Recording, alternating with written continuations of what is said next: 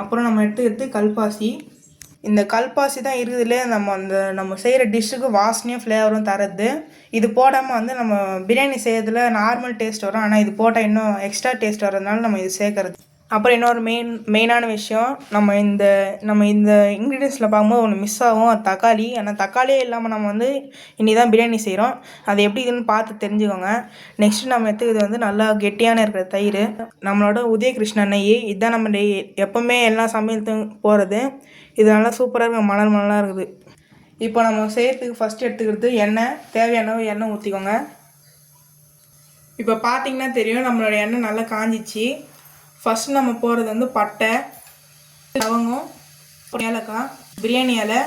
இது ஒரு மெயினான விஷயம். கல்பாசி நம்ம வந்து க்ரஷ் பண்ணி தான் போடணும், அப்போ தான் அதில் இருக்கிற ஃப்ளேவர்ஸ்லாம் வெளியே வரும். நம்ம ஆனியன் சேர்த்துருக்கோம். வந்து பச்சை மிளகா சேர்த்துறோம். ஆனியன் சேர்க்கும் போது கூட பச்சை மிளகா சேர்த்துருங்க, அப்போ தான் நல்லா ஃப்ரை ஆகும். சேர்த்த இன்க்ரீடியன்ஸ்லாம் வந்து நல்லா ஃப்ரை ஆகுறாங்க. இப்போ நம்ம அந்த கல்பாசி போட்ட வாசனை ரொம்ப நல்லா வருது. நீங்கள் வந்து பிரியாணி செய்யும்போது அதில் போட்டு பாருங்கள், உங்களுக்கு தெரியும். இப்போ நம்ம ஆனியனும் மற்ற இன்க்ரீடியன்ஸ்லாம் போட்டிருக்கோம். இப்போ ஆனியன் வந்து கண்ணாடி பதத்தில் வரும்போது ஃபஸ்ட்டு நம்ம வந்து இஞ்சி பூண்டு பேஸ்ட் எடுத்துருக்கோம். அப்புறமா கர்ட் எடுத்துக்கிட்டு அதை நல்லா ஃப்ரை பண்ணிவிட்டு அப்புறமா வந்து நம்ம வெஜிடபிள் போட்டிருக்கோம். இப்போ நம்ம எல்லாம் பிரியாணி செய்யும்போது எல்லோரும் வந்து என்ன பண்ணுவாங்க, வெங்காயத்தை வந்து நல்லா ப்ரௌன் கலரில் வந்துடும். ஆனால் நம்ம செய்கிற பிரியாணி வந்து நல்லா கண்ணாடி பதத்தில் வந்தால் தான் நம்ம அந்த செய்கிற பிரியாணி டேஸ்ட்டாக இருக்கும். 1 டீஸ்பூன் இஞ்சி பூண்டு பேஸ்ட்டு. நம்ம தக்காளி சேர்க்காதனால தக்காளிக்கு பதில் 1 கப்பு தயிர். உங்களுக்கு ஒரு டவுட் வரும், நம்ம வந்து இஞ்சி பூண்டு சேர்த்துற பிறகு ஏன் நம்ம தயிர் சேர்க்குறோன்னா கீழே அந்த பாத்திரத்தில் வந்து அடி பிடிக்காது, அதனால் நம்ம இப்போ தயிர் சேர்த்துடுறோம். அப்புறம் இந்த கலர் பார்க்கும்போது எவ்வளோ டெம்டிங்காக இருக்குது பாருங்கள் ஃப்ரெண்ட்ஸ்.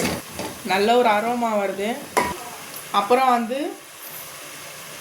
வந்து புதினா கொத்தமல்லி நம்ம சேர்த்துருக்கோம். ஆனால் ரெண்டுமே நம்ம கலந்து சேர்க்குறோம். இப்போ நம்ம சேர்த்த புதினா கொத்தமல்லி நல்லா கலக்கிறோம். அப்புறம் நாங்கள் சொன்னால் வந்து வெஜிடபிள்ஸ்லாம் நம்ம சேர்க்குறோம். Potato, carrot, beans. உங்களுக்கு இன்னும் வேறு என்ன பட்டாணி, இந்த காலிஃப்ளவர்ஸ் அதெல்லாம் கூட நீங்கள் சேர்த்து செய்யலாம். இப்போ நம்ம போட்ட 3 வெஜிடபிள்ஸும் நல்லா கலந்துக்கிறோம். இப்போ நம்ம பார்க்குற கலர் தான் நம்ம பிரியாணி வரும். நாங்கள் வந்து எந்த கலரும் இது பண்ணல, சேர்க்கலை. இப்போ வெஜிடபிள்ஸ் கலர்லாம் வந்து நம்ம பிரியாணிக்கு வரும். தேவையான அளவு கல் உப்பு. செம்மையான வாசனையாக இருக்குது ஃப்ரெண்ட்ஸ். நீங்கள் கண்டிப்பாக செஞ்சு பாருங்கள், அப்போ உங்களுக்கு தெரியும் அந்த வாசனை. கன்ஃபார்மாக நான் சொன்ன மாதிரி லைக் பண்ணுங்கள், ஷேர் பண்ணுங்கள், சப்ஸ்கிரைப் பண்ணுங்கள். இது 3 நீங்கள் பண்ணால் தான் நாங்கள் நெக்ஸ்ட் வீடியோ நல்லா போகிறதுக்கு யூஸ் ஆகும் ஃப்ரெண்ட்ஸ். அதே போல் நீங்கள் செஞ்சு பார்த்துட்டு கமெண்ட் பண்ணுங்கள் ஃப்ரெண்ட்ஸ். அப்புறம் நாங்கள் வந்து இன்னும் செய்கிற டிஷ்ஷெல்லாம் வந்து உங்களுக்கு ரெசிபி இது டிஸ்கிரிப்ஷனில் போடுறோம், அதை நீங்கள் பார்த்து செஞ்சுக்கோங்க. இப்போ இந்த பிரியாணி செஞ்சிட்ட பிறகு நாங்கள் வந்து நெக்ஸ்ட்டு அந்த பிளேட்டிங் பண்ணும்போது இன்னொரு வீடியோ எடுக்கிறோம், அது பார்ட் 2ல் வரும். பார்த்து என்ஜாய் பண்ணுங்கள் ஃப்ரெண்ட்ஸ். அதே போல் ஒரு சர்ப்ரைஸான டிஷ்ஷோடு நம்ம ஒரு பிளேட்டிங் பண்ணுறோம், அதை பாருங்கள். நீங்கள் எதிர்பார்த்து நீங்கள் பார்த்தா தான் கரெக்டாக வரும் ஃப்ரெண்ட்ஸ். இந்த கலர் பார்க்கறது எவ்வளோ நேச்சுரலாக இருக்குது பாருங்கள் ஃப்ரெண்ட்ஸ். அதே நம்ம கலர் போட்டால் எவ்வளோ டார்க்காக இருக்குது பாருங்கள். இதுதான் வந்து நம்மளோட பிரியாணி ஸ்பெஷலான இது.